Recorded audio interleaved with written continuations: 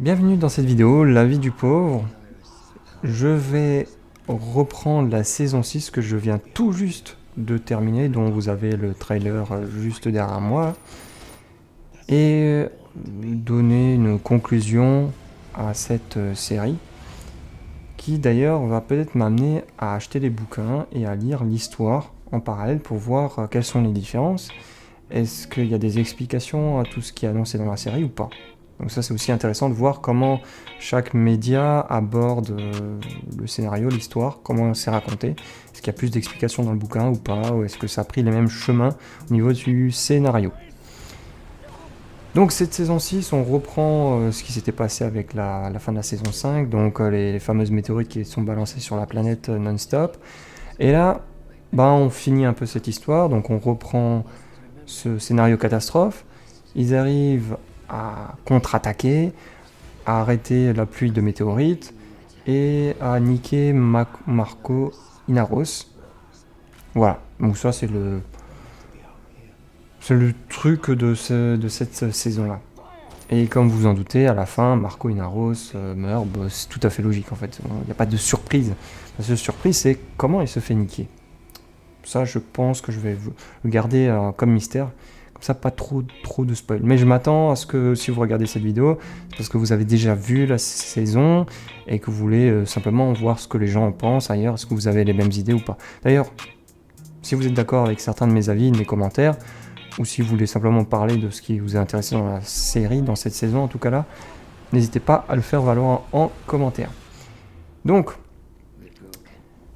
cette saison est en demi-teinte.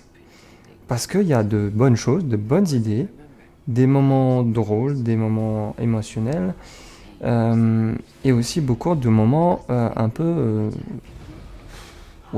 décevants. Disons qu'il n'y a pas forcément de surprise, parce qu'on sait déjà que dès le départ, c'est la saison finale, donc quoi qu'il arrive, même si on a encore des questions, on n'aura jamais sans doute les réponses. Sauf si ils essayent de faire un reboot ou de reprendre la série 10 ans plus tard. Mais pour le moment, voilà, ça clôt et beaucoup de questions en suspens. C'est-à-dire qu'il y avait beaucoup de questions avant même cette saison 6. Il y a des nouvelles intrigues qui ont été lancées lors de cette nouvelle saison 6. Des personnages qui ont évolué. Et le problème, c'est qu'on n'a aucune réponse. Ça me chagrine un petit peu, mais je pense que vous comme moi, on a été un peu habitués à cette façon de faire où on ouvre plein de trucs, plein de boîtes, et la caméra ne va jamais aller nous montrer le contenu à aucun moment. On nous dit, il y a des trucs sympas là, là, là et là. Puis quand vous leur posez la question, il faut, ah bon, quoi? Une intrigue? Un mystère? Des extraterrestres? Des forces de la nature qui nous dépassent? Comment? Non, jamais. Je connais pas. Et c'est le gros souci, c'est que je sais pas ce qui leur est passé par la tête. Ils ont lancé encore plus d'intrigues que d'habitude, notamment avec la petite fille et son frère qui ressuscitent. Ouais, là déjà il y a quelque chose qui va pas. Et on n'en sait pas plus. Genre c'est mystérieux, c'est magique, fermez-la, c'est le scénar. Voilà. Donc ça me pose déjà un problème parce qu'il y a... En fait, toute la série, même la saison 6, laisse plein de portes ouvertes. Donc ça, c'est au cas où c'est les financeurs, ils se disent un jour, hey, il y a peut-être de la moulin à se refaire ici, on réouvre la série, on réouvre le carton, et c'est reparti, rebelote, il y a de quoi faire, il y a de la matière première. Pourquoi pas, au niveau financier, c'est bien, mais au niveau spectateur, c'est pas terrible. Qu'est-ce qu'il y a qui m'a dérangé? Un autre élément, c'est la manière dont sont écrits les personnages. C'est vraiment très symptomatique, surtout, et c'était déjà un peu le cas avant, mais là c'est grillé à mort. Ça se voit avec le second du méchant Marco Inaros, j'ai toujours envie de l'appeler Marc. Donc ce personnage est secondé d'une blonde à forte poitrine provocante, c'est une expression, hein. Ça veut simplement dire qu'elle a des couilles. Sauf que d'un épisode à l'autre, tout d'un coup, elle se ramollit complètement, ça redevient une femme lambda maternelle, puis ça redevient une forte femme qui a des couilles derrière, puis ça redevient une femme maternelle. Et en fait, ce yo-yo fait que le personnage n'existe pas. Il n'a pas de cohérence de bout en bout. Et on sent vraiment trop que c'est... Alors, bon, les scénaristes, la semaine dernière, on a sorti l'épisode, les gens n'étaient pas très très contents de la manière dont s'est comporté le personnage, et ils disent que c'est pas cohérent, qu'elle est trop forte. Donc du coup, les scénaristes, vous allez devoir nous l'écrire comme une femme maternelle, douce et sympathique, qui se fait écraser par son chef et puis même le gosse à côté. Ok, d'accord, bon, on va l'écrire comme ça. La semaine qui suit le nouvel épisode, bon, finalement, les gens, ils aiment pas trop quand elle est ramollie, il faut la redurcir un petit peu. Ok, pas de problème, on va la redurcir. Ouais, finalement, les gens, ils sont pas très très contents, on la redurcit. Et puis, du coup, ça fait... Le personnage n'est pas cohérent. Et lui, c'est vraiment le plus flagrant.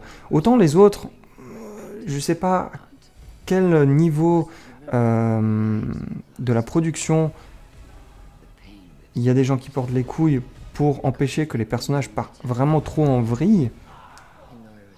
Mais celui-là, en tout cas, c'est hallucinant. Je sais pas ce qui s'est passé en production. Donc ça m'a pas trop plu. Pourtant, il y a quelque chose à faire. Ce que j'ai beaucoup aimé, justement, c'est que ce personnage, quand il est introduit et qu'il est mis en confrontation, ça veut pas forcément dire confrontation en termes de guerre et de dispute, mais quand on l'a côte à côte avec Marco Inaros, qui est généralement une grosse brute, qui réfléchit pas trop et puis qui tape sur les gens, et puis qu'on voit une meuf qui est encore pire que lui, on se dit « Ah, c'est intéressant peut-être de voir, peut-être ça va remettre en question Marco Inaros dans son comportement quand il va voir une personne qui fait encore bien pire que lui. » Et ça n'a pas tenu très longtemps. C'est dommage, parce que là, vraiment, il y a quelque chose d'intéressant. Ensuite, Naomi, j'ai toujours du problème avec ce personnage qui joue un peu trop dans le pathos. Elle, c'est un peu trop de larmes, un peu trop de « mon fils, je t'aime », moi non plus. Ce que j'ai beaucoup aimé, ce que j'ai trouvé d'ailleurs même étonnant, c'est quand notre capitaine, dont j'ai oublié le nom, désactive la roquette, sauf du coup Marco Inaros et tout l'équipage et le gosse avec, et elle dit « Mais non, mais en fait, t'aurais pas dû faire ça, t'aurais dû torpiller et exploser tout le navire. » Enfin, tout le vaisseau. Et là, je me dis « Ouais, c'est sympa, c'est vraiment intéressant ce point de vue. » Même si le retournement de situation pour justifier pourquoi il aurait fallu exploser la navette, et pourquoi Naomi engueule son copain, est un petit peu...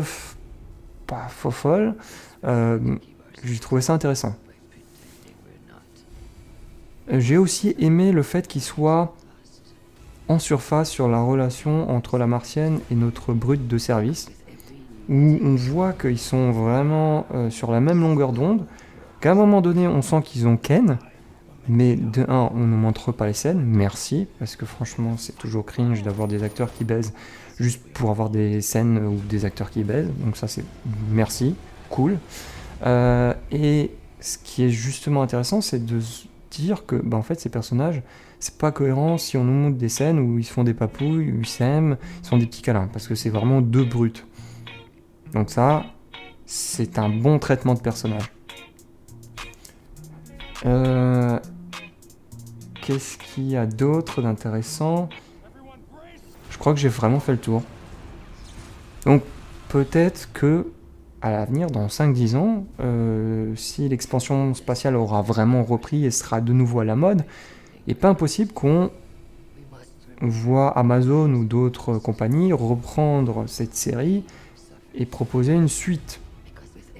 Parce qu'il y a de quoi écrire, de quoi raconter, il y a pas mal d'histoires, pas mal de choses à faire avec ces fameuses entités extraterrestres qui sont pas contentes parce qu'on utilise simplement un ascenseur de l'espace. Ou simplement un portail de l'espace que je raconte. Enfin bref, vous avez compris l'idée. À voir, pas pour tout de suite, la comparaison que je pourrais peut-être en faire avec le bouquin. Si vous avez un avis opposé au mien ou qui valide ce que je pense, n'hésitez pas à le faire valoir en commentaire. à laisser un pouce bleu et je vous retrouve pour d'autres vidéos. Voilà. J'arrive même plus à parler. D'autres vidéos de ce type. A plus.